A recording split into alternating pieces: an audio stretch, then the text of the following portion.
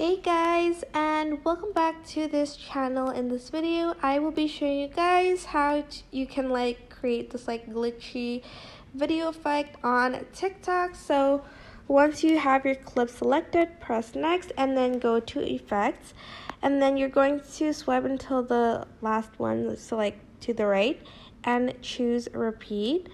And as you can see, it repeats the first clip, but you can also move it to this part if you want.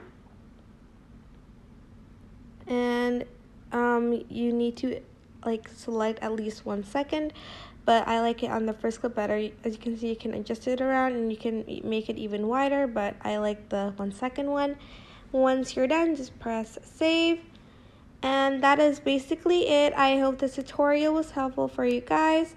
Don't forget to like, comment, share, and also subscribe to this channel if you haven't done that. If you have any questions, just leave it in the comment section down below and I will try my best to answer them all. Thank you so much for watching. Bye!